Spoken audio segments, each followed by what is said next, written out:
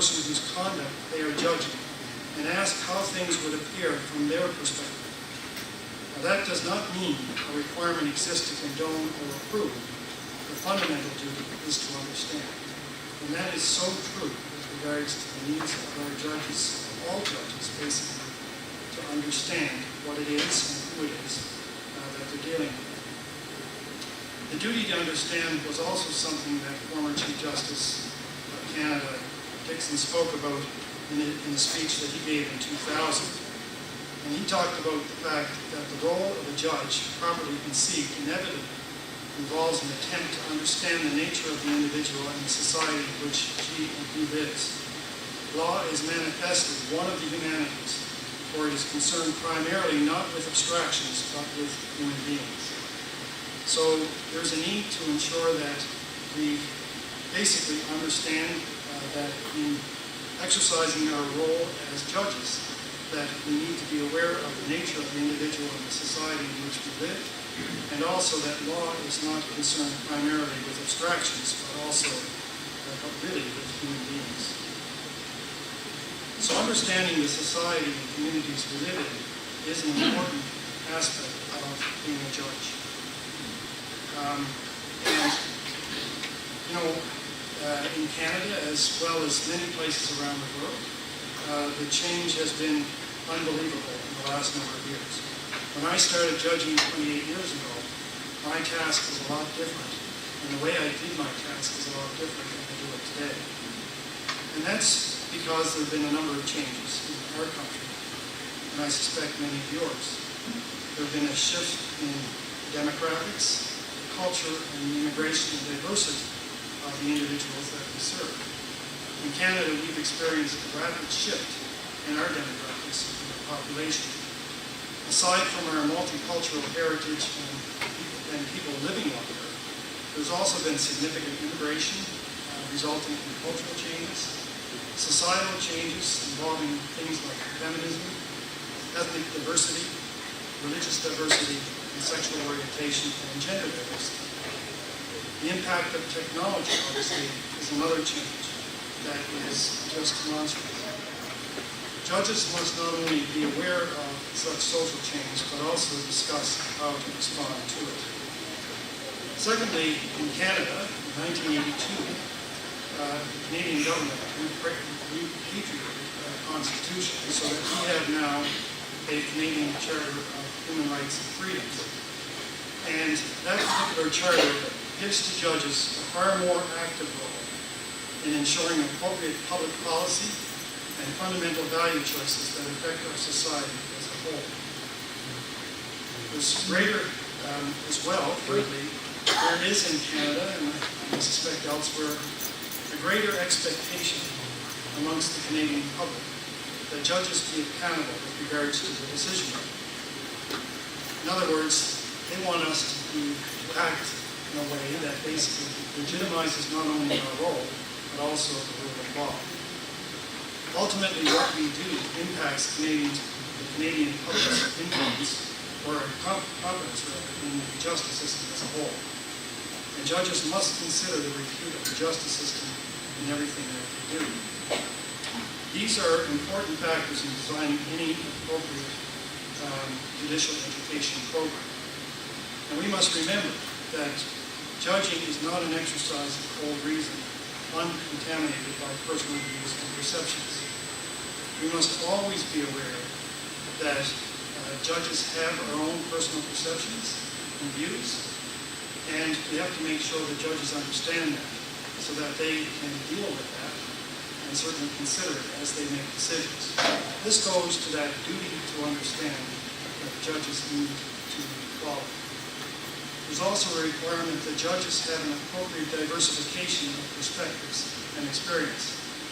And as a result, while maintaining judicial independence, the judge must be kept aware of the beliefs, experiences, and needs of the community that they serve.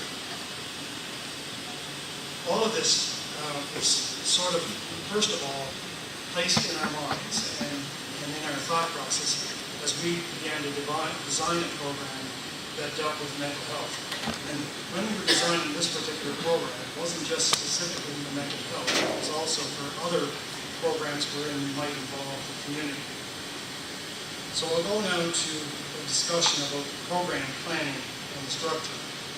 So the title of the program that we developed was Judges with Community, Deepening Our Understanding of Mental Health. As stated earlier, this was a program that was different in Canada. We've done some programming where we've actually taken judges into the community. For instance, we do a program where we take judges to jails, and we actually allow judges to see the conditions and situation of prisoners. They meet with inmate prisoner committees, they talk to various inmates, they talk to the people that work in the institutions, etc. For instance, just the week before I come here, we actually did a program in the west coast of our country, and we took them, part of this exercise of taking judges to the jails was, we have a large population of Aboriginal people, and one of the things that has been found in our correction system is that Aboriginal people don't do well in traditional jails. So the government of Canada has designed some new facilities, one of which is a healing village, where Aboriginal and non-Aboriginal, but primarily Aboriginal offenders go. It doesn't look like a prison. There's no walls, there's no barbed wire, there are no cells, there are no bars. It's in the middle of basically nowhere, where the individuals are basically taught about the basics of the land, spirituality. Those are the sorts of things that our Aboriginal people once had that was lost as a result of Europeanization of our country. We also do some other Aboriginal programs that involve direct interchange between judges and Aboriginal people, and we've obviously been doing some social context education, primarily, as I said, taught by judges and designed by judges. What we decided to design in this particular case was a real experiential learning experience for judges. Not only did we have community participants, but we actually took the judges to the community involved, whether it was mental health facilities or other facilities as I will describe. There are three phases of the planning and the program that I want to talk about. First of all, the planning phase. Secondly, the program structure and content. And third, the evaluation. So in the planning phase, we started off with some basic parameters. We accepted that in order to structure a program, we needed to ensure that there was an understanding of what mental health was. And by the way, our topic is not mental illness. It's actually mental health because it's far more encompassing. It was important then, as a result of that, to hear directly from those who have lived the experience involving mental health. And we also then knew that we had to link the information that was provided to something that the judges could utilize and use and find useful in the courtrooms. We also had other concepts, such as the need to identify how mental health issues impact on our own mental health, and also the need to provide the ability for judges to discuss potential ways to resolve this. We had to make sure that the mental health aspect of the topic was the focus throughout, and that we didn't get sidetracked. And we also had to ensure that the community being dealt with played an integral role, not only in the planning, but also the delivery of the program. And this led basically to a situation where we actually had community representatives, two of them, who had lived experience and expertise in the mental health field, made it part of our planning. The persons suffering with mental health issues were actually seen to be very important with regards to delivering the program content in a community setting. And we also wanted to ensure that judges experienced in dealing with mental health illness were also involved in the planning committee for this particular program. In designing a program like this, we also recognized that there was a need to ensure that all participants would feel comfortable with the structured format and in presentations. The last thing we wanted to do, particularly for the community participants, was to exacerbate any undue stress or trauma as a result of their involvement in the program. So as a result, we needed to ensure that there was a safe and comfortable place, and not only the community participants, but also for the judges. With regards to the community participants, ensuring that there was an appreciation of the potential stigma and the trauma attached to speaking about mental health experience, and as well ensuring that we would provide a supportive and non-threatening environment. Not easy when you have a group of judges sitting with you. And for judges, we also kept in mind the need to protect judicial independence and to make sure that the judges felt that the necessary boundaries were not being crossed as regards to what it is we were trying to do. Our program was basically a program that was 3.5, almost 4 days. We had 15 judicial learners from across Canada attend. We intentionally kept the group small in order to ensure that there would be greater discussion and willingness to participate, and it would be less intimidating for those other participants that were going to come into the community. We utilized various teaching methodologies during the program, and based upon our objectives and goals for each part of the program. Now, with regard to the program itself, on day number 1, we wanted to provide context to the judges. So we began the program with the idea of introducing the topic of mental health by having judges talk about their own experience in dealing with issues related to mental health in their courtroom. For that particular session, we only had judges present. We had a small group, and therefore we also had plenary discussions related to the experiences that the judges talked about in the courtroom, challenging cases involving judicial participants. This allowed for an introduction to the topic that we wanted to deal with in our program, and also to allow the judges to become comfortable with each other so that there would be some rapport building at the same time. The program, this part of the program also went to trying to reduce the stigma that sometimes is attached to mental health and to mental illness. We followed that up later in the morning with a presentation from an expert on what we mean by mental health. And we, as I said, we intentionally chose the words mental health as opposed to mental illness because it is far more encompassing. In the afternoon, we then decided what we would do is focus on the judges' mental health. And we actually had 2 very well-known and experienced judges in Canada who led this particular session. And they talked about experiences that they've had with mental health involving themselves. One of the judges, unfortunately, had a child who had committed suicide. And another judge basically had ended up with a significant amount of stress as a result of a very significant and brutal murder, and the case that she heard and the impact that it had on her, and she explains, well, her family. It was a very good session for judges to start to think about the way their own mental health and the way they deal with things.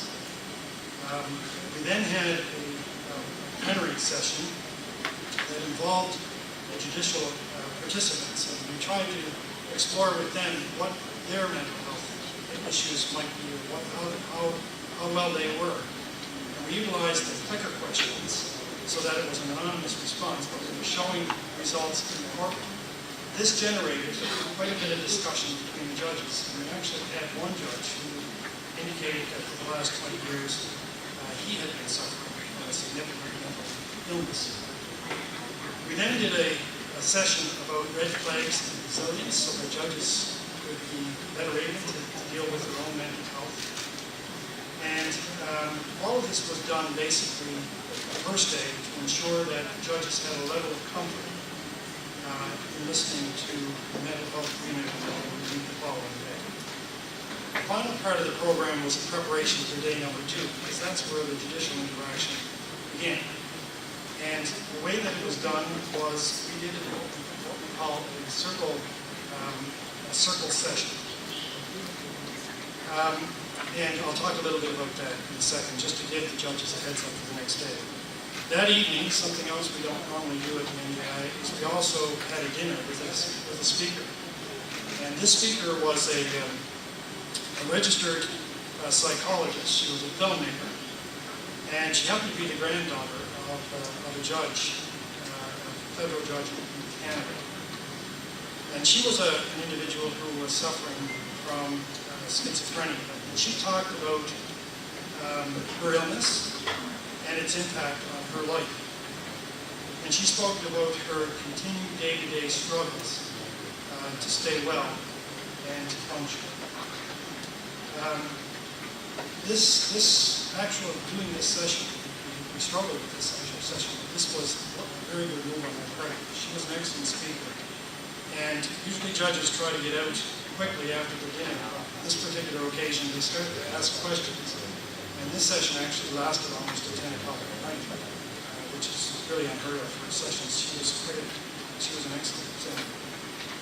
On day number 2, we had our circle discussions with persons struggling with mental health illnesses. And we did this at an Aboriginal Friendship Center. So we didn't do this in a hotel room. We actually did it in an Aboriginal center where circles basically are part of the healing process. And we formed 2 circles. The inner circle had the 15 participants from the mental health community, and the outside circle was the judges who were involved in the program. The individuals first began, this was a very carefully facilitated session. The individuals in the inner circle talked about their experiences in struggling with various types of mental illnesses, and also how that interacted with the justice system, and how the justice system might better respond to mental illness and those suffering trauma. Subsequent to that, we then entered a full circle, and the judges were given an opportunity to join the community participants in discussions related to creating a better understanding of what to do and say in our courtrooms in response to those with mental health issues. As I said, this was a very carefully facilitated session. It included persons from our mental health court. It included a lawyer that was a Crown lawyer, a defense lawyer, a support group person. There was an individual there who had suffered PTSD. He had been involved in the Afghan War, part of the Canadian military. And we also had individuals who engaged in the family law system. And this was a powerful experience for all those who attended. In the afternoon, we went back to the hotel. And at that stage, it was judges only, and we gave the opportunity for the judges to reflect on and identify problem areas in our justice system related to our dealing with mental illness, and to talk about possible strategies that we could utilize in the courtroom. We followed that then with an expert panel on understanding mental health, and also about, we also had a presenter talk about presumptions of normalcy as regards mental health. We talked a little bit in that afternoon session about things that we do in our courtrooms with regards to the ability of those with mental illness to consent to treatment, capacity issues in the criminal law, things of that nature. On day number 3, we again left the hotel. And this time we actually did site visits with the judges to various facilities involving mental health. We broke the judges up into groups, so they were small groups. We started off with them going to a mental health court. And a mental health court, I'm sure other places have it, but this particular court starts in the morning with what we call a docket session, where there's a discussion between the judge, the Crown, the defense lawyer, a forensic nurse, a social worker, and an addictions specialist about the docket to follow. And they also then, after that docket, the judges got to attend court proceedings to see how persons accused with criminal offenses were dealt with in the specialized mental health court. And what we really wanted to do was look at what message needs to come from the judge to encourage the accused person, but also at the same time to hold them accountable. A second venue was an operational stress injury clinic. This was a clinic that deals with persons living with operational stress from the workplace. So in many of this is like military personnel, police, and people who are involved in that sort of employment. That particular facility deals with persons with anxiety, depression, sleep disturbance, substance abuse, PTSD, and other issues. And there's actually a simulator that we put the judges in that facilitated Kabul in Afghanistan, the sights, sounds, and smells that the military would have experienced there, so that they could understand some of what was the cause of the PTSD of many of the people who were being treated there. The judges got to meet the staff and as well the persons who were actually inpatients at that facility. We also took the judges to a suspected trauma and abuse response team facility, START for short. This is a hospital-based, child-focused team dealing with physical, sexual, and emotional abuse victims. So this was an opportunity that judges had to not only hear from the specialists and the service providers there, but also basically to talk to some of these victims of abuse. And finally, we also took them to another venue, which was the Immigration Services Association. That's an NGO that works with immigrants trying to build a future in Canada.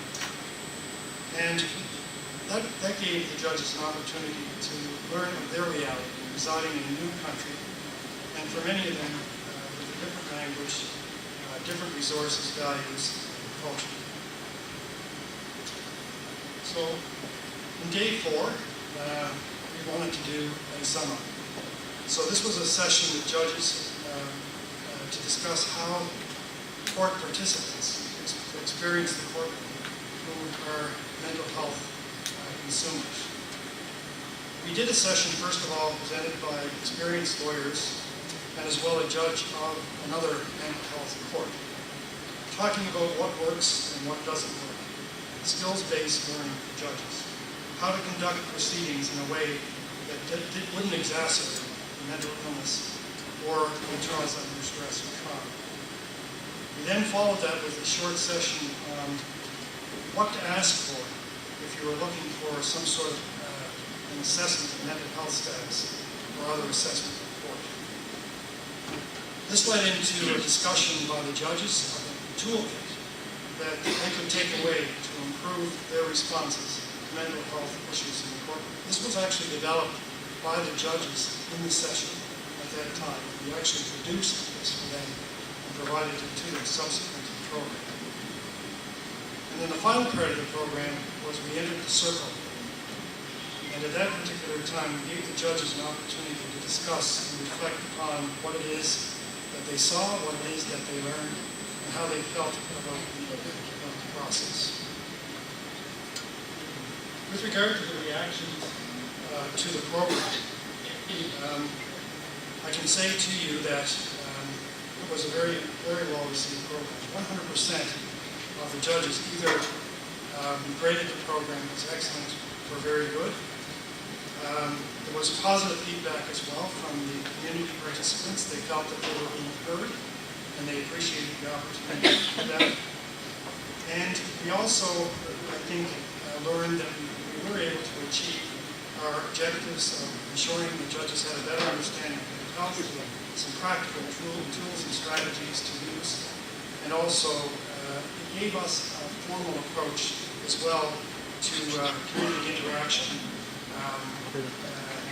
in other programs we will be doing with regards to social context. Just some of the things that were said by the judges. One, in their evaluations, one of the judges said, I really learned a lot from the community input. It's what judges have needed for a long time. Another judge talked about the fact that this was excellent, well planned, thought provoking, emotional, brought the best out of everyone. One of the judges did remark that there was concern about some of the individuals perhaps crossing the line with regards to some of the things that they had said about their experience in the courtroom, but that was only one judge out of 15. One other judge said that even though this program might not have provided the answers, it did an excellent job of shining a very bright light on the problems that the justice system has to face in dealing with mental health issues. So as you can see, the program was well received. And afterwards, we did get a letter from another judicial participant who was actually one of the speakers, who indicated that the NJI is onto something here. Although it would be hugely expensive on a per-judge basis, size must be capped to about 25 unique people. This model should be expanded to all other equity seekers, Indigenous, African, Canadian, poor, etc. And that's what we are looking at doing with regards to expanding this type of methodology with regards to the program. So that's the end of my presentation. I'm hopeful that if you have any questions related to how we structure the program, it seems we did a lot of planning for it because we have to be very careful, and I think we're onto something here now. Thank you. Thank you, Justice Silva. So if you have some questions, please have them, ask them. To deliver the second presentation on judicial resilience and how to gain, how to work gaining public confidence, may I present to you, ladies and gentlemen, Ms. Marita Eckhart. She's the Director of Development of the Danish Court Administration of Denmark.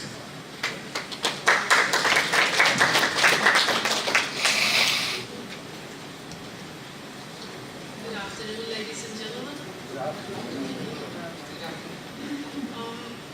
The overall topic for this whole conference is how we will deal with education in 2025.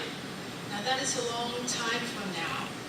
But if you do want to prepare for 2025 and be a good service of education at that time, you also really need to find out what the present is. So if you want to prepare for the future, you must understand the present. And I think that is sort of the foundation that underlies what I want to say. It's called judicial stress. We talk about, in Europe at least, we talk about the judges being in an ivory tower. Do you know that expression? Yes. So being in an ivory tower is something that I think also my honored colleague here hinted to, that how can you bridge that gap? How can you actually understand better the people that you have sitting in front of you every day? I think trust in the judiciary is fundamental. It's imperative. You cannot work as a judge or be in the judiciary if the people do not have trust in you. So I think if you could just imagine all the civil cases, if people didn't want to apply in your court or any other court, they could solve it themselves. Because there's no obligatory thing going to the civil court cases.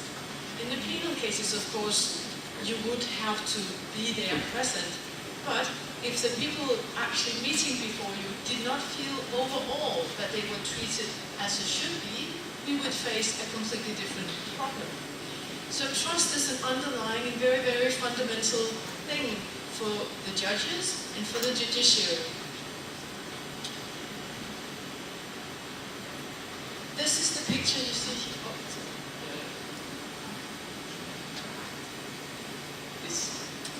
This picture, how many of you are familiar with this picture? She is a lovely lady, isn't she? she also has a very good story about her. And I shouldn't, we all know this story, I can tell, so I shouldn't tell you again. But the situation is, in Denmark at least, where I come from, that there are a lot of youngsters, and I must also confess to you that there are a lot of grown-ups also. When they see her, they see justice immediately, but they can't tell the story about her. And if you ask them, why is Mrs. Justice blind, they can't explain that to you. Too many can't. Obviously some can. I think that poses a problem. It's not fundamental in itself that you can tell the story about Mrs. Justice, but it is very important that you know what is the reasoning behind her blindfoldedness. Because when you understand that, you also understand part of the fundamentals of working as a judge, and part of the fundamentals as building trust would derive from such a picture. So in itself, it's not important. But if there are many factors such as this, if people do not understand how our courts work and what the ethics are, what the morals are, how the justice system works, it will be less easy for them to place trust in you. There are so many things that we should know about. When we live in the ivory tower, or whether we don't live in the ivory tower, we talk a lot about public confidence and about the image of justice. And for this purpose, and because there is no break, you have to listen to me for the next 30 minutes without a break. I would invite, just contemplate for 2 seconds, where is your country? On this scale, where would you place the thing? And then I would invite all of you who would place it between 90 and 100. So if you think the status of public trust and public confidence in the judges is between 90 and 100, can you please stand up?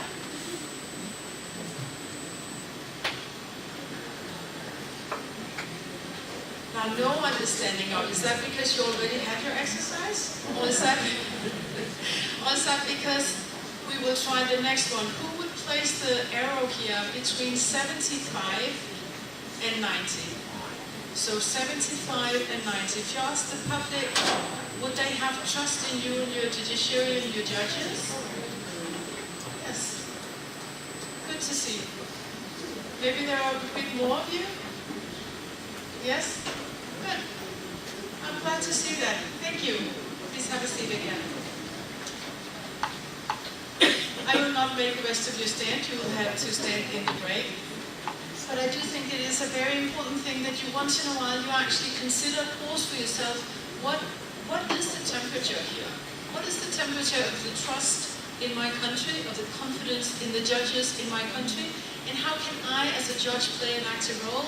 Or how can I, as a facilitator of education, play a role in enhancing that trust?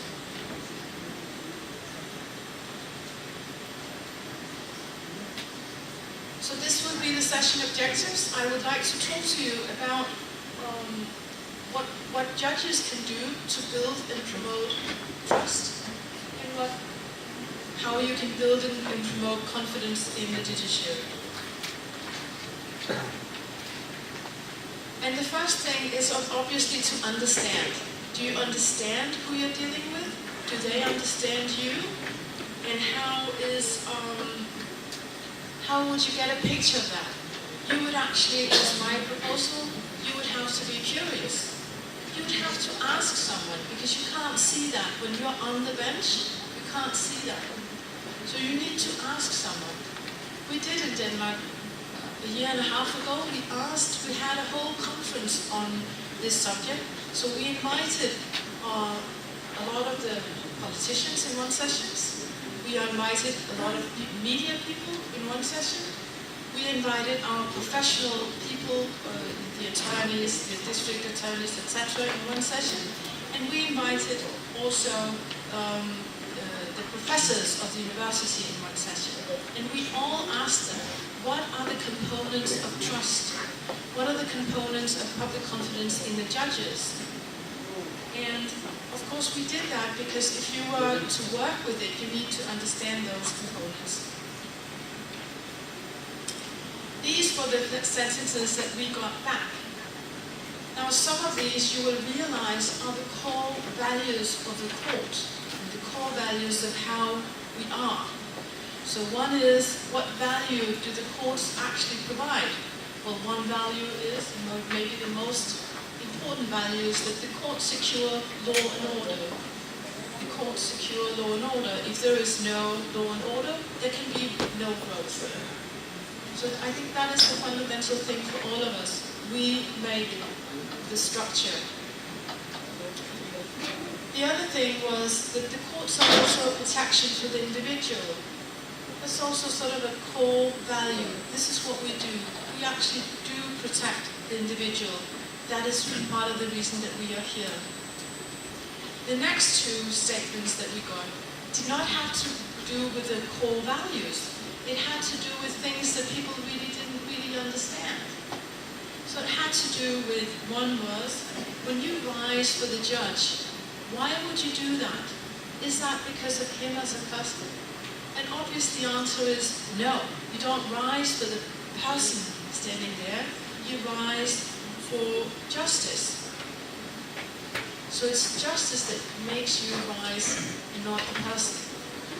And the same thing, in Denmark, the judges cannot be fired. When they are appointed for life. And they will only retire when they become 70.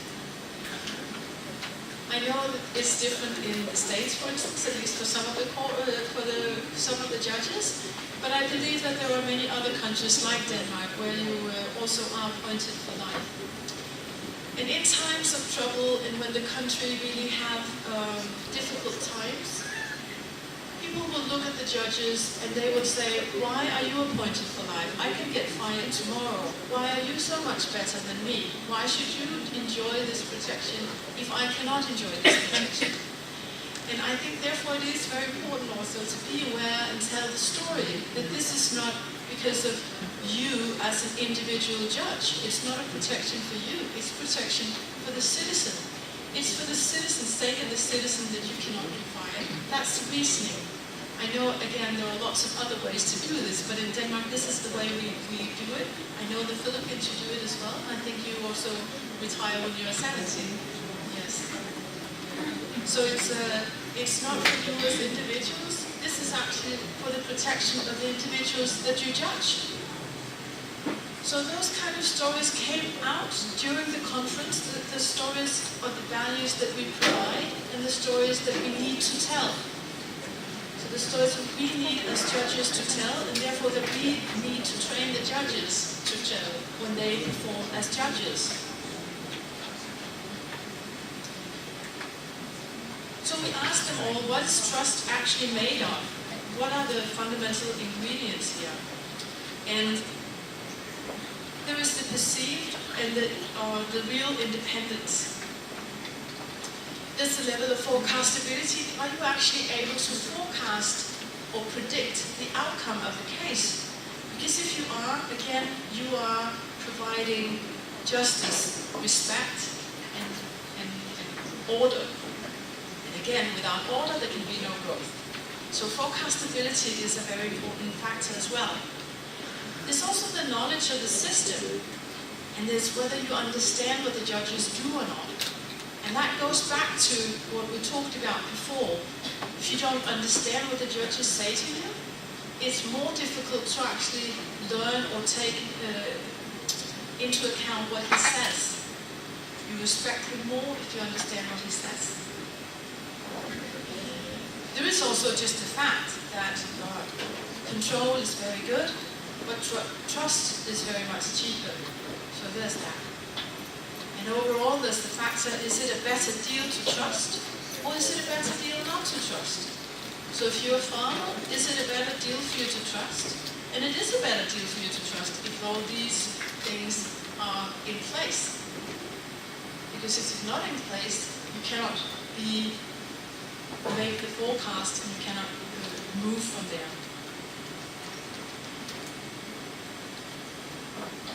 We also asked the judges themselves. So this was one conference. Now, we also asked other people. We asked the judges of Europe. This was a European search. We asked the judges, what is important to you? How do you perceive your independency and your accountability? And there was a variety of factors, and I don't expect you to read all these criteria because they're too small for you to read, but I did sum up the most important results here on this slide. So it was a slide made. There were judges from all over Europe who answered, and this is the sort of the essence of those answers. So one answer was that countries score higher in objective independence than on subjective independence. So on the objective factors, such as the funding, are they funded enough? Does anyone actually interfere in their judicial work? The answers were, and there should be, but it was a pleasant thing to see that they also were actually very good. It was not on those issues, it was on the need for focus on the perception of the independency. So it wasn't the real criteria for independency that was important here, it was the essence of the report showed us. It was the perception. How did people perceive, or how did the judges perceive the people to their independency? Objective independency on funding of the judiciary and court management score very low. Accountability, external review and disclosure of external functions of judges score lowest. Now here's another one I find interesting. The impact from the media on the decision of judges is large, and in most countries, and it is increasing. That should cause some alarm. 34% of all participating judges feel that the judiciary is not respected by the traditional media. And again, it goes back to the perception. How do they perceive the judges? And again, this is just the questions. It's not the answers yet. It's just the questions, and this is the result of the questions. So this is what the judges said, and that was very important for us to know and very interesting to know. We also asked the public, how well do you actually know us? How well do you know the courts? And in Denmark, there is a correlation between how well you know the court and how much you trust them and how vulnerable that trust is.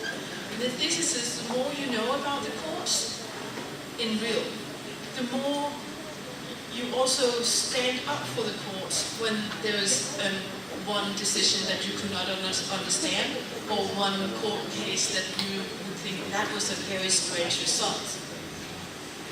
The less you know about the court, the less likely you are to stand up for such a result. So the more vulnerable the court becomes, and the more vulnerable the trust is.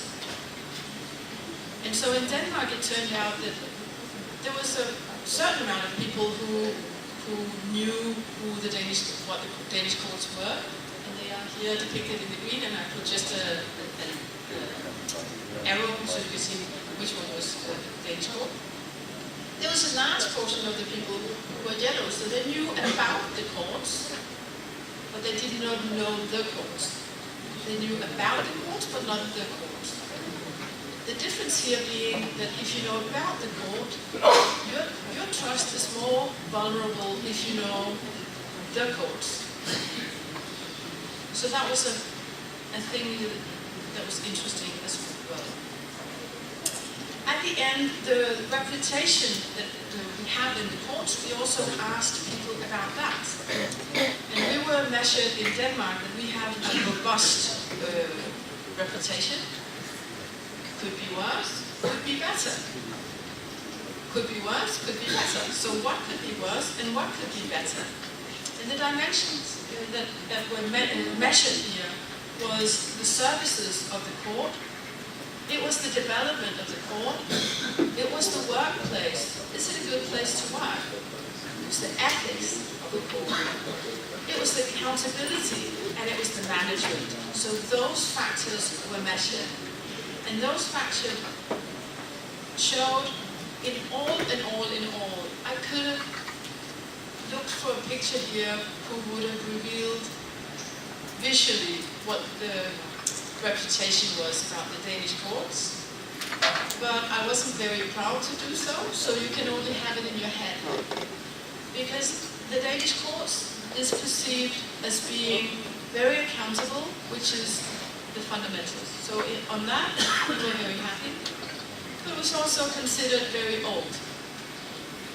And it was also considered very dusty. So old and dusty, not so nice, the picture.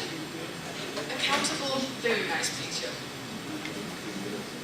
And I think it's because of these drivers that what we usually occupy ourselves with is the fundamentals. The fundamentals I haven't talked about here. I will have them in one slide a little bit on, but this was all the side effects. This is everything that is around what we do. So everything is around what we do also has an impact on the trust, and it also has an impact on the reputation that we have. Some things are more, some things are more important than other things. So thing is, or one driver in this case, is the accountability. So it's more important to have to be good accountable than it is to have good services. I imagine if you're a cleaning business, it would be maybe not as strictly as this. So you need to figure out for your own country, what are the strong dimensions here? What are the drivers? With what strength? Because if you figure that out, then you can figure out what to train in. And obviously some of these perspectives you cannot train judges in because it's inherent in the system or they are structural in the system. But there are many, many aspects that you actually can teach and you can structure and you can deal with. And I'm inviting you now to take 2 minutes to talk to the person next to you. Just 2 and 2. Just talk to the person next to you. And you should name 2 relevant issues for you in your country. 2 relevant issues for you. What would be important for you, do you think? I know you don't have a search like this, but what do you think would be important for you to work with to enhance trust? So I'm inviting you to talk 2 and 2. Name 2 things, share them with each other.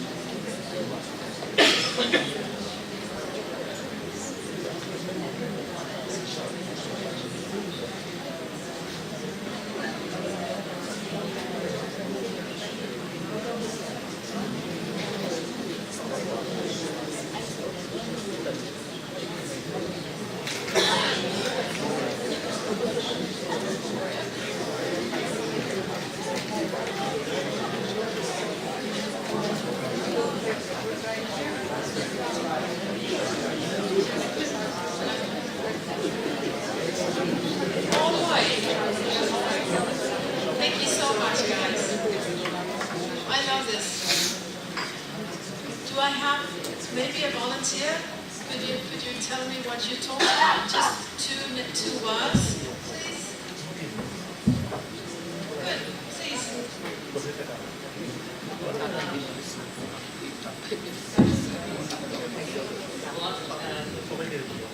We are from Pakistan, and we have two major issues. A, media trial that spoils the trust of the judiciary, because it's just that media comes forward and starts saying things even when and they have their own perspective. So that is something that is a big challenge. The other one is accountability. So these are the two main issues that we have.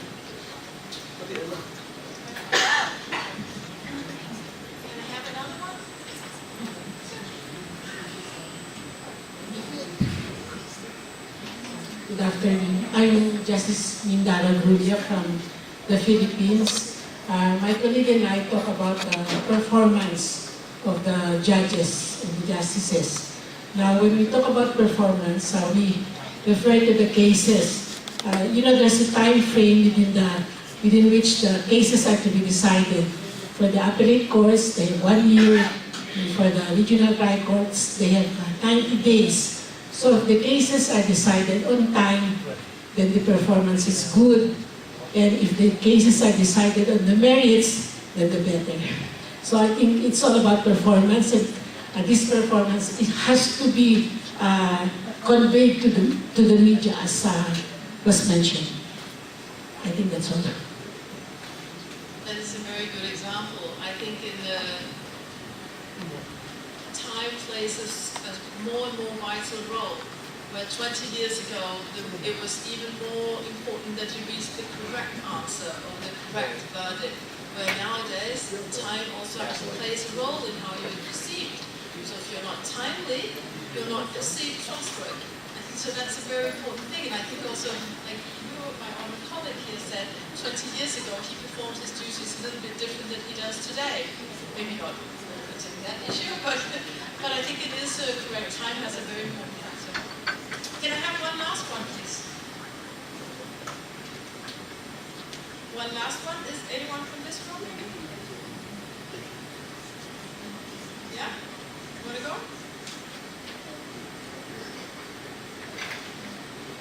Yeah? I'm Joyce from Taiwan, and my country now faces a problem is our judges are tend to be young, and so people criticize like baby judges like that, yeah. And then the litigation procedure sometimes take too much time, and so people also criticize us about the credibility for our trial like that, yeah. Thank you very much. I think that is also very imperative that in some countries you become judge very young, and in other countries you don't become judge until you're very old. And sometimes both is a problem. In Denmark we have a situation where our judges, you must retire when you're 70, but the lay judges now, they can be 80. Yeah, so it's that's a little bit. So we have the opposite problem. So thank you very much. Sorry. A lay judge. Oh, that's like we have lay judges and jurors. They play an active role in all cases where there is a penalty of imprisonment. Yeah. So we have the people present there. They're not lawyers, and they're not lawyer judges. they are Jews. So anyway, thank you very much for sharing. I think this shows, this goes to show also that we all have very different issues, and we all have very different things that we need to grapple with, but we need to know them. Because my point at the outset was to be curious, remember? And if you're not curious, you cannot answer the questions. So how do judges work to enhance public confidence? In Denmark, this is our sort of Bible, or the rule that we really, really want to strive to achieve all the time, is that we work in a contemporary and professional way for law and justice. We make the right decisions at the right time, decisions that are well-founded and understood. They must be understandable. In that way, the courts continue to earn the trust of the people. And I hope that all the judges that we have, actually you can wake them up in their sleep and they will state this before you, because this is sort of the core thing that we do. It is also the core thing that we train for. And it's because we derive the fact that we talk through our decisions. The decisions are who we are, and we talk through the decisions. So we must do it this way. And this should be no misunderstanding. We still do this. So even though this presentation is about other things, the periphery of this is the core value for us. This is what we train our judges to do. But what did the professionals actually suggest us to do? Remember, we asked them just before. I told you we asked them. So what did they actually suggest that we do? What they suggest that we do was to enhance the service of the court, to work with the service of the court. And this is also the personal service of the judge. So it's not necessarily that there's water put in front of you, but it could be. But and those things, from what I do, others will have to deal with that. So what I've learned from this and what I can take out of it is what is important for the people that the judges do. What is good service for the people? How do people perceive good service for the judge? Another thing is the physical features of the court is important. And then the third and the fourth is how did you conduct the meeting? The judgecraft. I'm sure many of us already trained in judgecraft. How are you not the core values of the law, but the core values of conducting the meetings? So how do you correspond? Do you look people in the eye? Is there a common thing about this in this room? How many of the judges in your country, do you think has eye contact with the people that they judge? Hands up, please. Eye contact? Thank you. And I'm just asking for reference. How many of the people, the courts, do not have eye contact with the people that they judge? Hands up, please.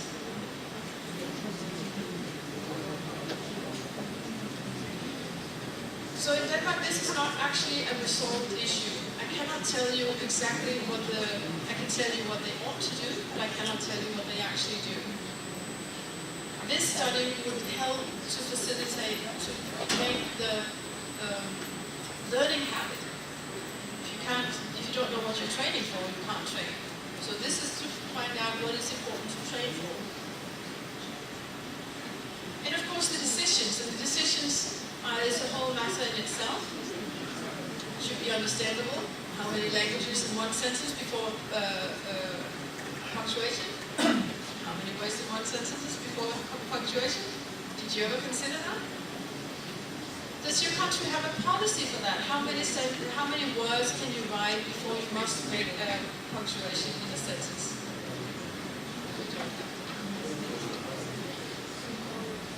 Simple sentences, not too many words. Maybe it's also different from language to language. In Danish, there is a saying that if you have between 15 and 18 words in one sentence, that is enough. If you have more than that, it becomes so complex that a lot of people will not be able to understand. So sometimes when you do these and you is you work to find out what you can take from it, from a learning perspective. If you're the president of the court, there would be other learnings, but from a learning perspective, what can you learn from this? One thing you can learn is, if you want to be understandable, you must ask yourself, how do you write understandable? And in Danish language, it means between 15 and 18 words in a sentence. So that's how practical it becomes. And once it has become that practical, then it becomes very easy to train, doesn't it? Case handling time is there also. I think even two of you mentioned that case handling time plays a role, and it plays a larger and larger role.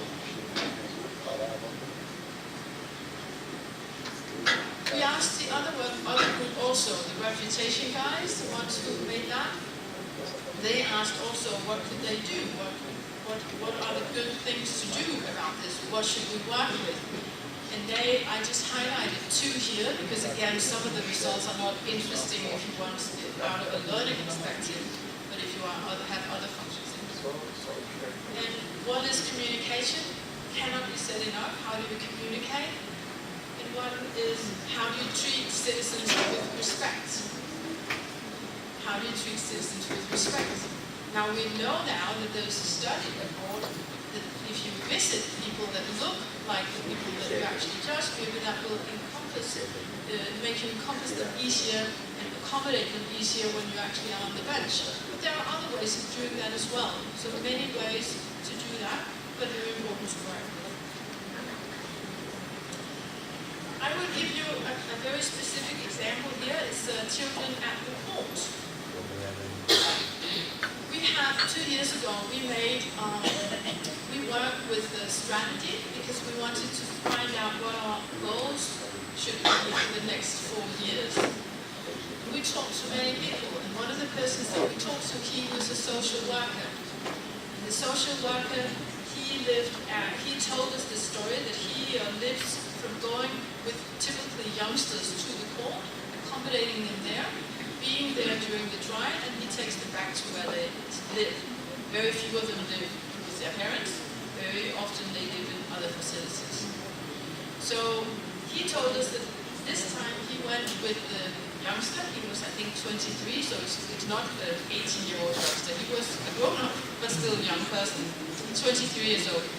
They were sitting in the taxi, and they were on the way to court, and the youngster said, "Can you explain to me, please, what's going to happen?" And he said, "Yes, I can." And he explained that this was what they were on their way to doing, and this was how it was going to work. And they arrived at court, and they did the thing, and he made his testimony, and he was convicted, and the case was ending, and they were going back in the taxi. And here comes the scary thing. They were sitting there, and the social worker said, this was actually a rather heavy thing, because it was a heavy case, and it was really, so he was really almost exhausted. And then there was silence in the car, and then the youngster says, "Can you please explain to me what actually happened?" And that was a fundamental story for us to take in. And there were many learning things from that. So one learning thing was obviously, we have to do something. We must talk in a different way to this youngster and many other youngsters, probably. We must tell them and explain them about the system in different ways. We cannot build trust if they cannot understand what is happening. And if he didn't even understand or can comprehend his sentence, we had done something terribly, terribly wrong. So we made a program out of this finding who was directed towards judges dealing with youngsters. And I'm hoping, we haven't measured, but I'm hoping that it works, and that we would be better off today, that there would be no such story today. What we also learned was it's not enough for us to do it when the judge sits on the bench, because it's almost too late. The youngster should know this up front. He should know how the system works, and he should know what to expect when he goes to court. So we also made a movie about that, and we distributed that movie. It was directed towards the youngsters, but we could not distribute it. We have a YouTube channel. Who would ever want to go on a YouTube channel looking for a film that they didn't even know existed if they were youngsters giving testimony before the court? So we had to make a cooperation with the police and the social workers and other people who helped us distribute that movie so that the knowledge could hopefully come out where it should come out. We also have made a little cartoon, and in that we have told about some of the values that we provide as courts, and we have also told about some of the things that could be misinterpreted, like I told you before. Why do you rise for the justice, or why can you not be fired as a judge? So those little cartoons we play when you go to court. We have an information screen, and it's on there. So in the waiting room or other places you can see, and we hope to contribute something about that. So the last sentence, be curious, ask questions, ask the people that you work with, ask the professionals, the lawyers, ask the public, ask around. Make sure you find out what the drivers for trust is. And then a lot of those drivers you can't use for this purpose, for learning purposes, for the judges, but some of them you can. So some of them give them to other people so they can make use of it, but some of them take it in and prepare, like we knew now how it was necessary that we prepared a course for the judges who were to deal with youngsters going to court.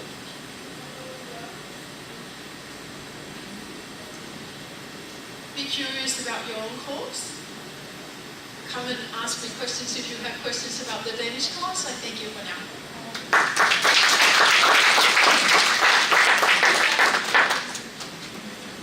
Thank you, Ms. Eckhart. Okay. We will have a 15 minutes break. Please come back to the hall after by 3:10.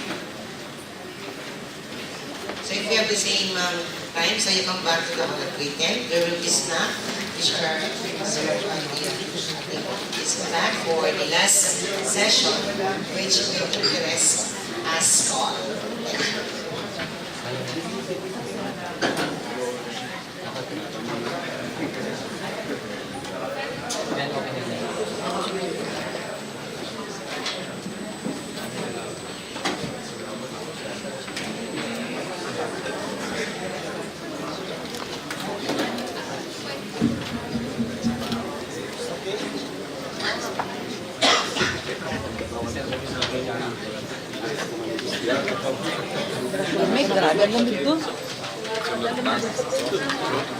Vai voltar para essa mesma sala?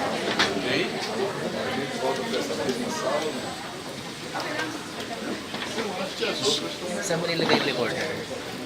Both physically and emotionally. One who is of lesser courage and spirit might be deemed unfit for the office. But the situation does not have to be this way. I remember our Chief Justice once said to us that judges are the frontliners. Okay? The frontliners in the delivery of justice. Because we are often in front of the people who come before the courts to seek remedies for their perceived violations to their rights.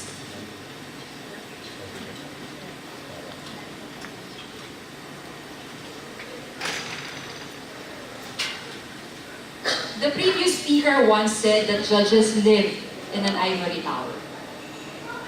To this, I have to say that the ivory tower is not invincible.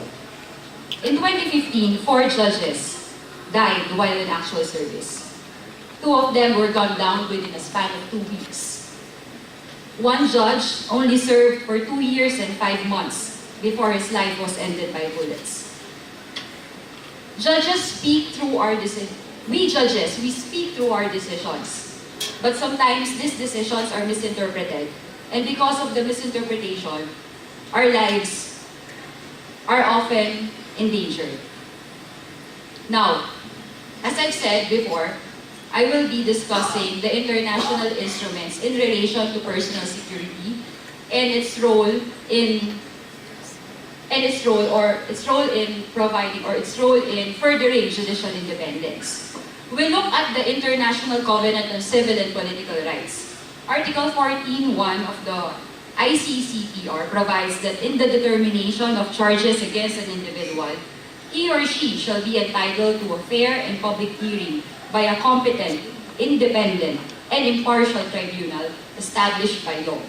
A judge's independence is significant in the administration of justice and maintaining the rule of law.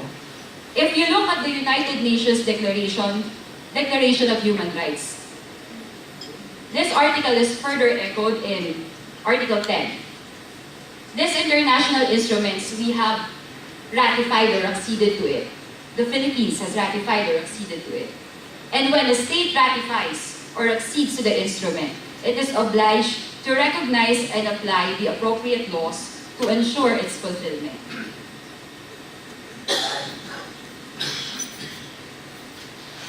A further expression of this right is provided in the basic principles on the independence of the judiciary, which was adopted during the 7th United Nations Congress on the Prevention of Crime and Treatment of Offenders in 1985. The basic principles recognize that judges are charged with the ultimate decision over life, freedoms, rights, duties, and property of citizens. While considered a soft law instrument, a member's commitment to inform the United Nations Secretary General every 5 years from 1988, because this was adopted in 1985. So starting 1988, there is a member's commitment to inform the United Nations Secretary General of the progress achieved in the implementation or its incorporation in national legislation. Now, in the Philippine setting, Philippine jurisprudence in interpreting the 1987 Constitution of an independent judiciary recognized the synchronization of two concepts of judicial independence. I think this was previously discussed by the other speakers: decisional independence and institutional independence.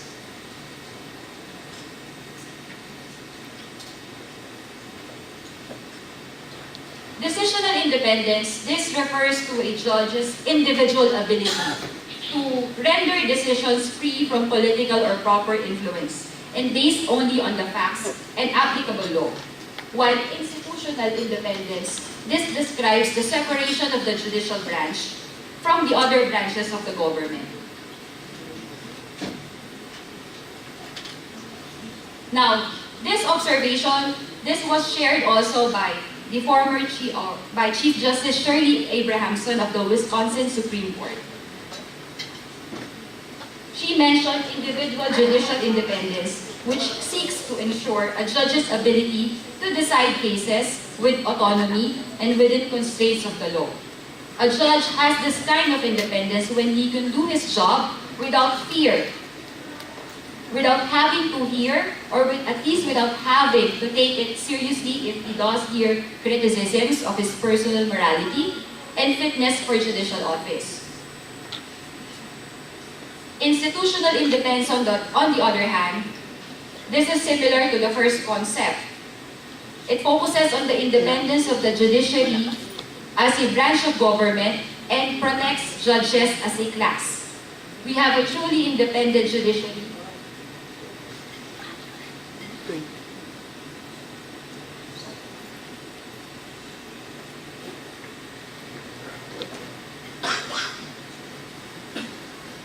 We have a truly independent judiciary when these two concepts are preserved. We have learned during our first day in this conference that focus on competence is vital. Focus on the judge's competence is vital. But independence is likewise significant in maintaining public confidence in the judicial system and for the legitimate acceptance of its authority. In the Philippine setting, we have constitutional safeguards. Constitutional safeguards were placed to preserve judicial independence.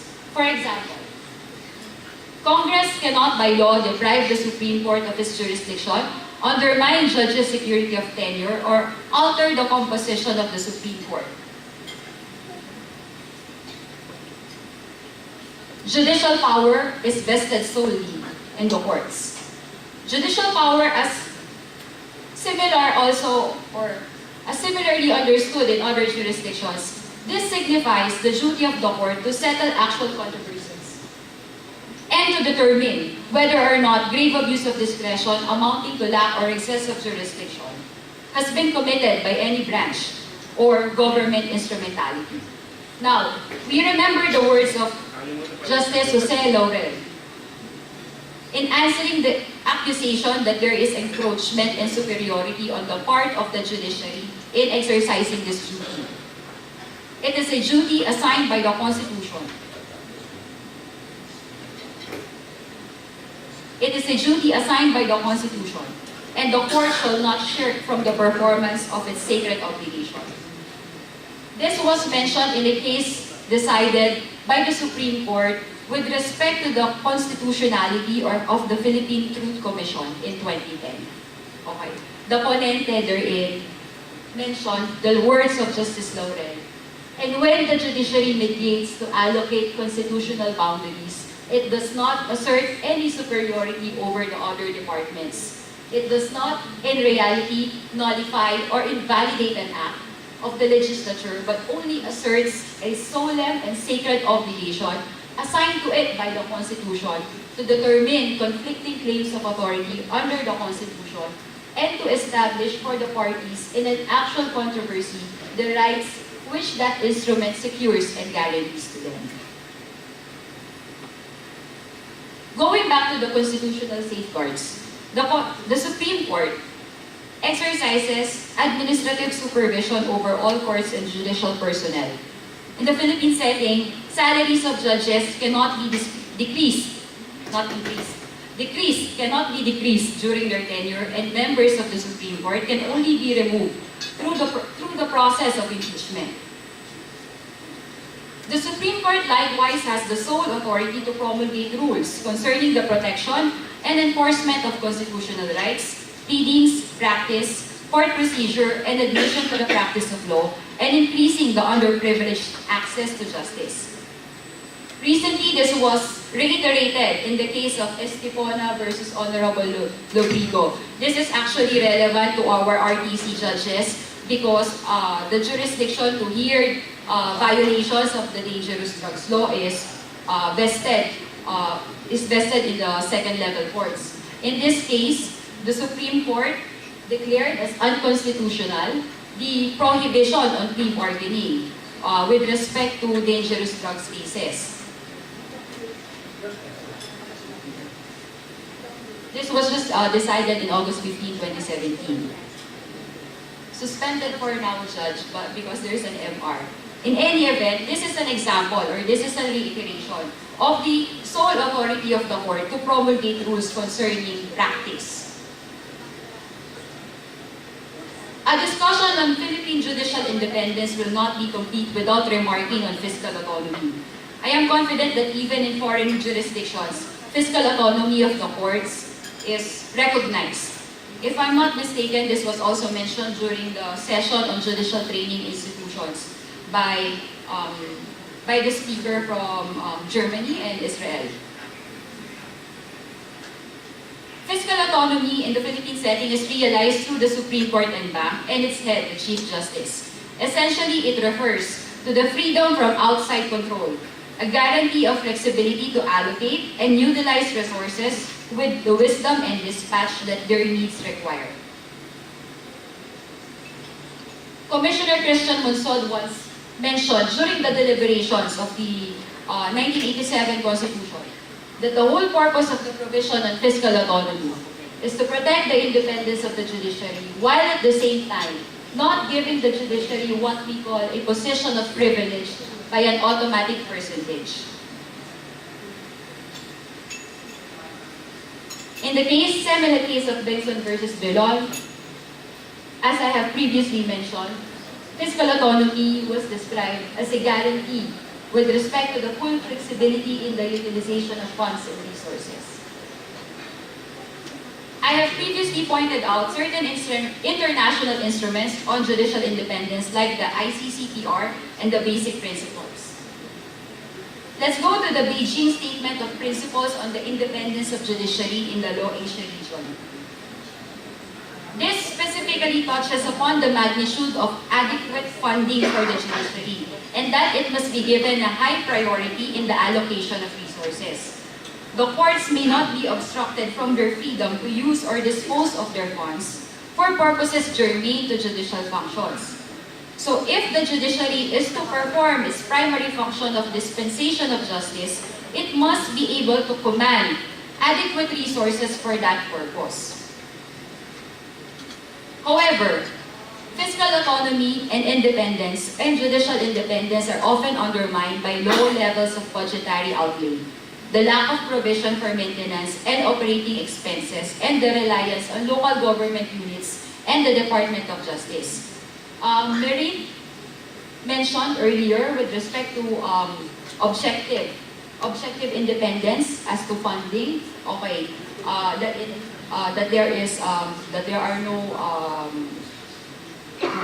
it merited the high score, if I'm not mistaken.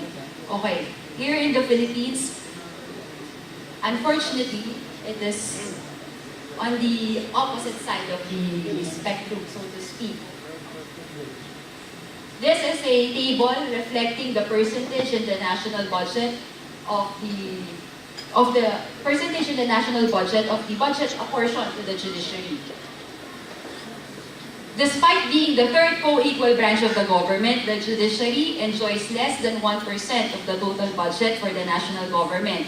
This table reflects the judiciary's share in the general appropriation from 2011 to 2015. So as you can see, it's less than 1% of the total budget. Although, on a positive note, the judiciary's budget has been increased to 26.79 billion in 2016 and 32.77 billion in 2017. Nevertheless, even though the amount increases, the percentage, I think this was mentioned by Justice Escuna earlier, the percentage still has to reach the 1% mark.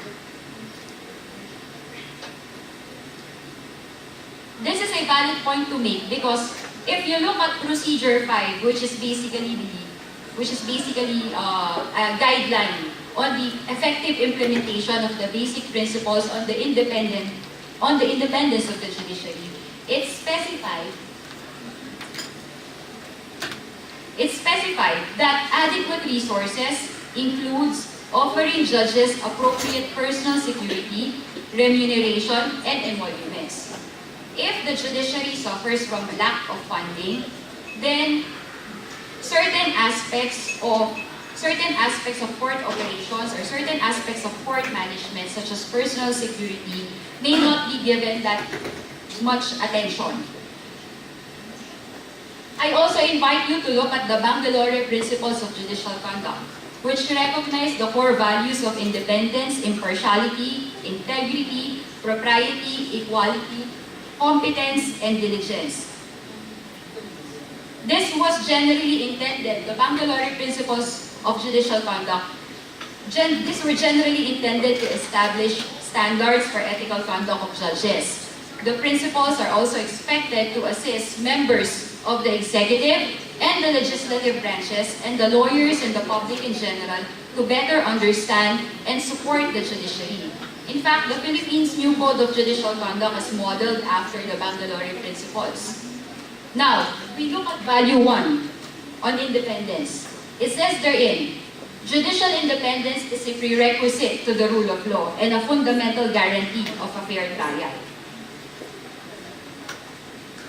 If you look at the 1989 Draft Universal Declaration on the Independence of Justice, or the Shinbi Declaration, this is more succinct.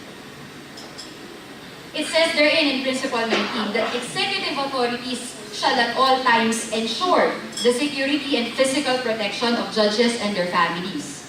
The administration of justice also requires appropriate physical facilities to maintain the dignity and efficiency of the courts.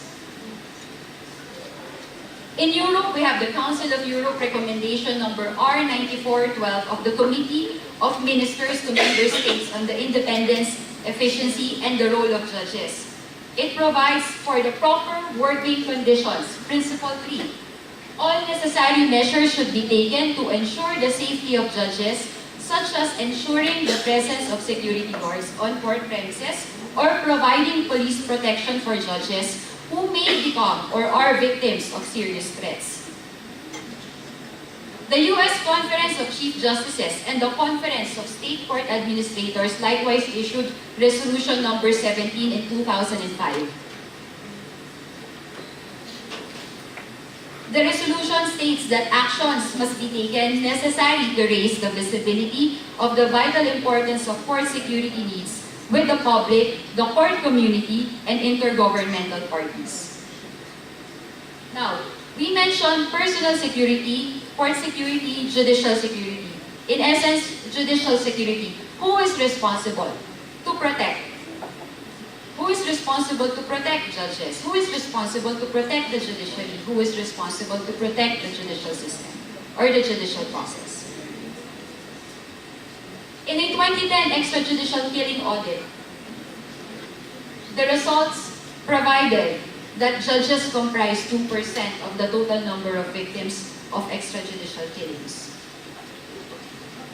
Locally, our courts are not immune from criminal incidents involving litigants disgruntled with the judge's ruling or enraged with the opposing party's lawyer or as an opportunity to exact personal vendetta.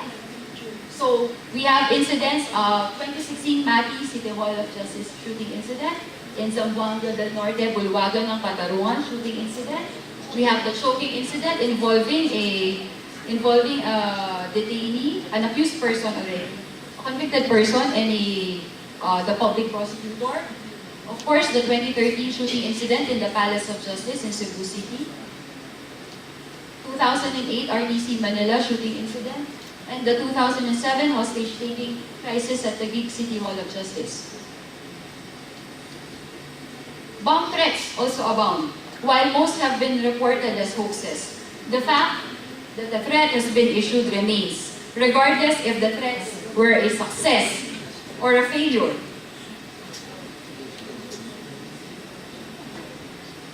Most that remain unreported and unaccounted are inappropriate communications, threatening messages via phone calls or text messages, and oral threats of physical assault.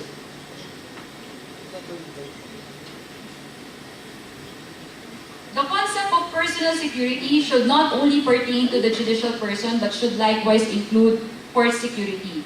Reported criminal incidents abroad in relation to judges involved attacks on the courthouses as well. Perceived factors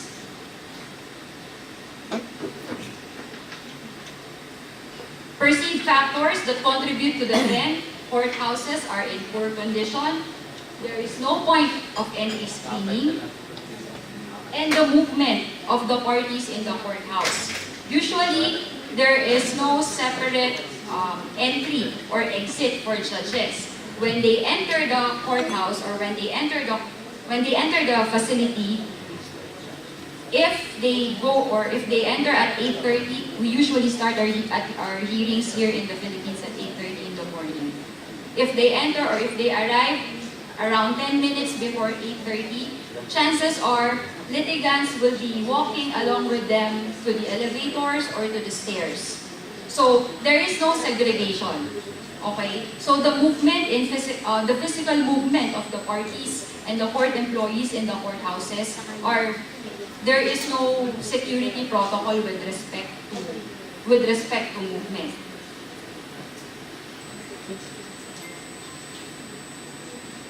The increasing number of deaths among judges is a continuing concern in personal security.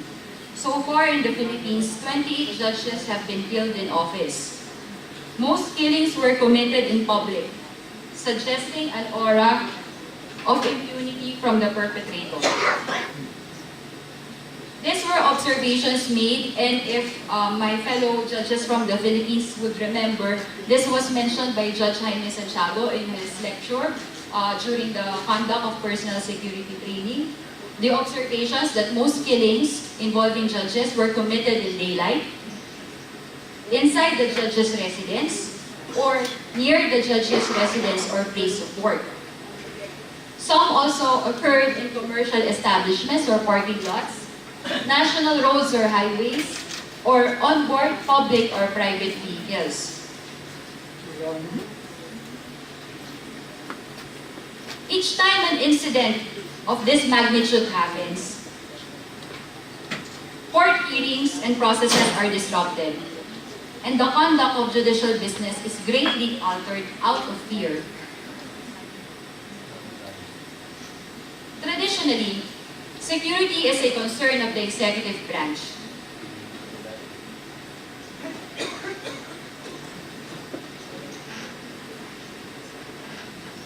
Here in the Philippines, the PNP Police Security and Protection Group is responsible for threats assessment and to provide security to government officials and the like.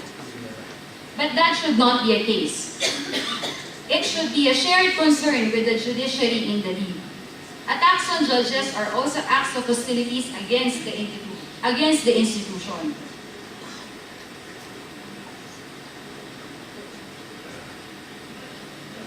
Now, the Philippine Judicial Academy conducts personal security trainings for judges in cooperation with the National Bureau of Investigation.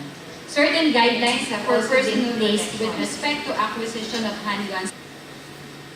In 2006, a police task force for judges, prosecutors, and lawyers was formed to address the killings.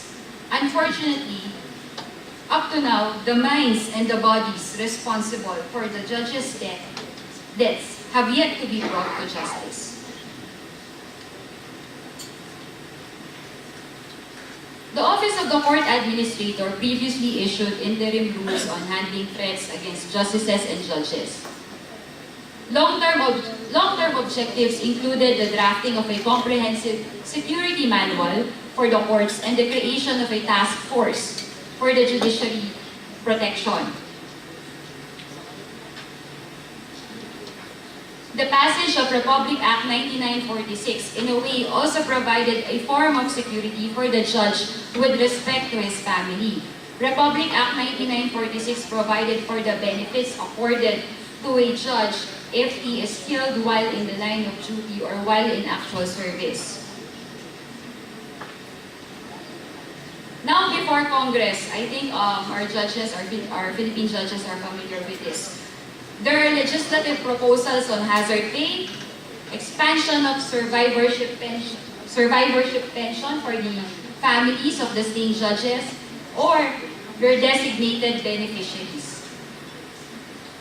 Recently, in Administrative Matter number 17-08-01, the Supreme Court ruled to afford prorated survivorship benefits to families of slain judges, although the judge was unable to serve for at least 15 years. This was an interpretation, or in a way,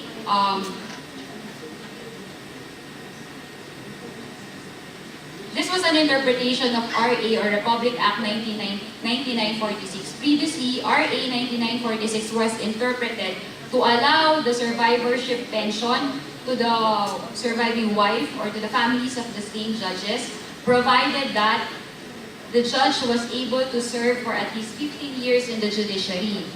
Now, with this administrative matter, the Supreme Court, in a way, disregarded the 15-year requirement, meaning so long as you were killed in the line of duty, your family can claim survivorship pension benefits. Although there is a caveat, meaning you can only claim this if you are able to survive the 10-year period. So aside from the lump sum benefits to be given to you, which is likewise prorated to the term of service, you will be entitled to receive the survivorship pension benefits if you are able to survive for 10 years after the occurrence of the death. Now, aside from prorated survivorship pension benefits after 10 years, there's also an automatic increase of pension benefits. So, if the salaries of the judges are increased, it means that the pension afforded, the survivorship pension afforded to the families of the slain judges, they are also entitled to an adjustment.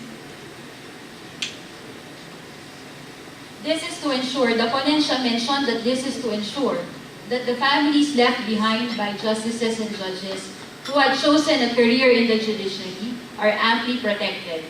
This is also to draw able and competent individuals to enter and devote a life of service in the judiciary. I take this opportunity to make the following recommendations, and this probably will be applicable also to other jurisdictions, or if other jurisdictions already have this or practice this. The establishment of an independent security arm for the judiciary, recognizing that personal security is an aspect of court management. As administrator of the judicial system, the Supreme Court is in the best position to determine the appropriate security measures for judges and court personnel. This independent security arm will be in charge of assessing and investigating the threats, the conduct of training for security providers, and the implementation of a court security protocol. So this will not only involve the personal security of the judges per se, but will also involve court security and the security of our employees and our staff. There is also a need for an institutionalized security practice. So there must be an advocacy at the state and local level in support of security-related needs and concerns. As I've said, this should be a shared concern between all branches of the government with the judiciary at the lead.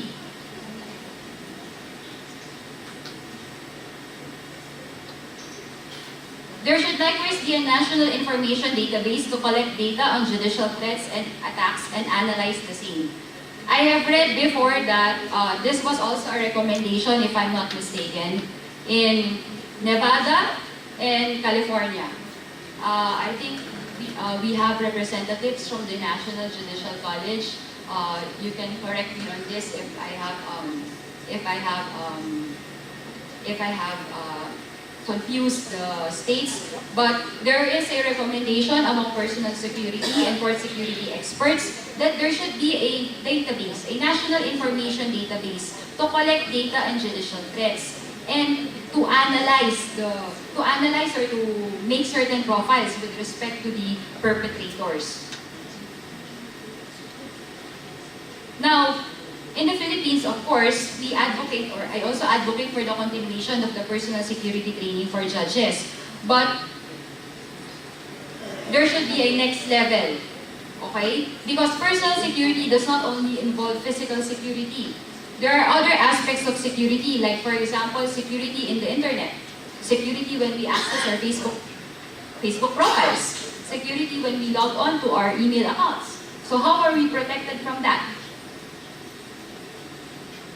There should likewise be a comprehensive security plan for judges, court employees, and physical facilities. Now, in the Philippine setting, our court facilities are usually dependent on the local government. Our courtrooms are usually annexed to the city hall. Okay? While the budget would come from the judiciary, the provision of the lot or the area would usually come from the local government. So in this aspect, we do not have a uniform plan with respect to the design of the courtrooms. In lieu of this, the establishment of a comprehensive security plan for the physical facilities and the judges and the court employees is imperative.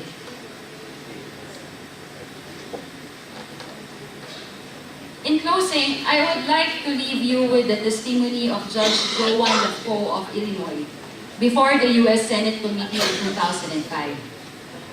2 months after the murder of her mother and husband, said crime having been perpetrated by a man dismayed by her ruling in a medical malpractice suit.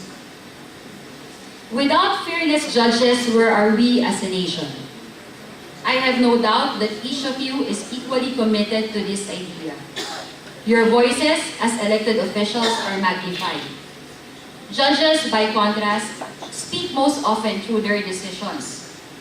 We need your leadership in this area, and the stakes are profound. Thank you for your time, and I bid you all a safe trip to Manila.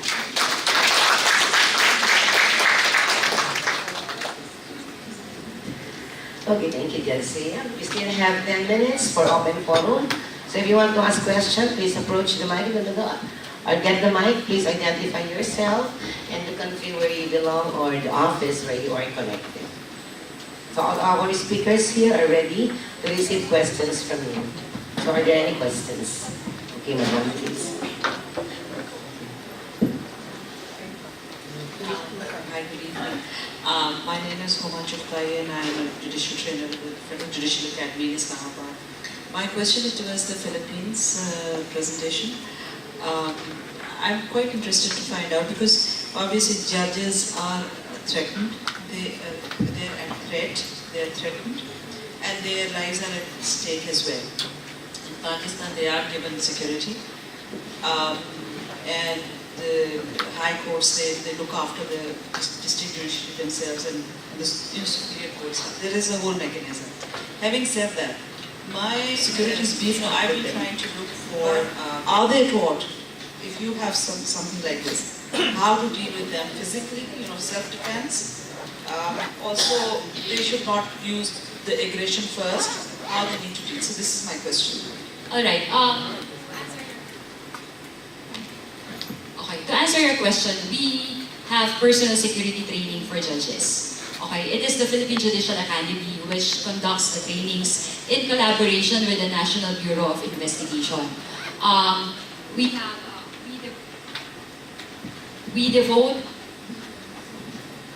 The Academy devotes 3 days, 3 to 4 days for the training. Okay, we do our trainings here. I actually have undergone the training myself. Okay, this was in April 2015. Okay, but we were taught how to handle guns. We were taught how to shoot. We were taught how to assess threats in the community. Okay, we are taught how to protect or to do something about our courtrooms so as to make it more safe for the judge and for the staff and the litigants. Okay, but there are other factors which contribute, or there are other factors which are not included in the training. In fact, I had a classmate in the personal security training in 2015. He was gunned down in September of that year. So there is no guarantee that even if you underwent personal security training, that you would be able to protect yourself. Okay, this judge was a licensed gun holder. He had this gun with him at the time of the incident, but he was ambushed. He did not know. He was just parking his car to go to the court hearing at 2 o'clock. He just went home to have lunch with his family, and when he went back, that's it. So it's really no guarantee. With respect to security detail, it's only our Supreme Court justices which they have their own security detail. Okay, our courthouses, we have, for the court facilities or our courthouses, we have outside or private security agencies. But these private security agencies, they're also not aware, or they are also not trained as to how to spot a possible perpetrator or a possible threat or assassin. Okay, so but for the Philippines, we conduct personal security training, but I do believe that it's not enough.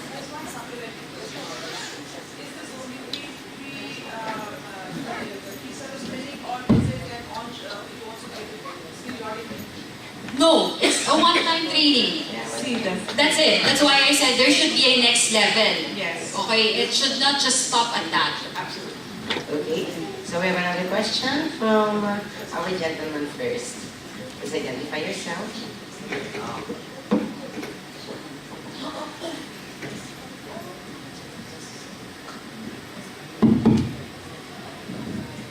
William Knott from the Kentucky Court of Appeals in the United States. Did you say there were 28 judges that were assassinated since when? What time? Since 1999. That's incredible. I'm not exactly proud of the number, but it is unfortunate. Shocking, really. If I may add, that prompted us to craft a bill to ask the Senate, the Congress, to at least give us hazard pay. But till this time, there is no, it's still pending with the Congress. Okay, our judge from the Philippines. Good afternoon. I'd like to add a little bit from the response of Judge Sia to the question and concern of the lady judge from Islamabad. First, I'd like to say that we are proud that the Philippine Judicial Academy has a training concept which is holistic. The judges here present from the Philippines, I think, would agree with me that aside from continuing legal education, we also provide training for security. However, the only shortcoming is how to sustain these trainings insofar as one, make it a continuing training, two, not only for judges, because we are not talking only about judges when we speak of security. In courts, we have court personnel. We deal with the litigants. And so, we are sometimes constrained to innovate. Like in our case in Parañaque City, it's a city within Metro Manila. We have decided for the first level courts of consisting of 7 courts, we will have our own personal security training for our staff. And this is not, this is in close coordination with PhilJan in the sense that we would be asking them for referrals for security personnel from the NBI. But we would have to shoulder the cost, meaning one major key to sustain everything, availability of funds. Now, in our setup here in the Philippines, 3 branches of government, the executive, the legislative, and the judiciary. From among the 3 branches, to my evaluation, we appear to be the weakest. Why? For funds, we have to rely on the legislative. For appointment of judges, justices, it comes from the executive. So it's a multifactorial thing, but unfortunately, aside from funds, politics. And I think this is a universal problem. This is not, alien to the Philippines or unique to the Philippines alone. Okay, Thank you. Any more questions? Okay. Thank you. I'm Keiji Hiraido from Tokyo, Japan.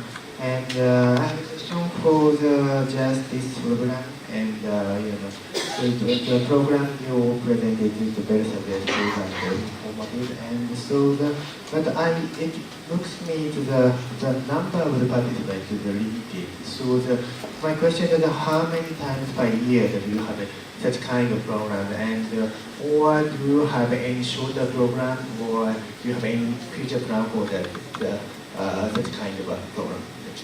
Okay, so we've only just done this program this year so far, and we're now planning to do it again. And we have about 1,000 judges at the end of it. So it would take a long time for 15 judges at a time. So the plan is to expand the number a little bit, not too much, but we will be offering it once a year because we have so much other judicial training as well. And plus we're going to be introducing more community-based training for other topics. Thank you. And we accommodate one question. Judge Evelyn Reyes Rodriguez from the Regional Trial Court Branch of the Greater Global City, Philippines. Now, this is in addition to the answer of Honorable Celia with regard to the query on personal security judges. Now, aside from the personal security training of judges, we also have an administrative circular which requires that every time the judge conducts hearings, the sheriff must always be present in the courtroom. Now, the sheriff serves as the personal security officer of the judge while conducting the hearings. And I also remember that in that circular also, the judge should not be, it is mandated that the judge should not be directly facing the witness. In other words, there must be a person in between the judge and the witness in order to avoid any untoward. Because we have experiences in the past where the judge was attacked during courtroom hearings. So in the courtroom setting, usually it is the court interpreter who is between the judge and the witness.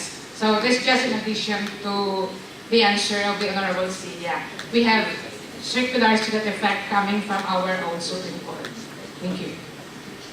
Okay, so much that we want to accommodate more questions. We are on time limits because we have to go back to Manila. Before we end up the session, let me make some announcements. So delegates and companions shall proceed to the respective bus assignments, okay, which after this session. And then the assembly place will be at the main building lobby. The buses will leave at 4:15 in the afternoon. Okay, 4:15 to 6 o'clock p.m. travel to Shangri-La at the Port, Bonifacio, Global City. The drop-off point will be at the Shangri-La at the Port. And free evening, there will be a free evening for all of us to make your own dining arrangements. So please try Filipino foods this time. No dinner will be provided for Tuesday today, so you can have your dinner with the local restaurants. Okay, that concludes now our session for this afternoon. Thank you, judges.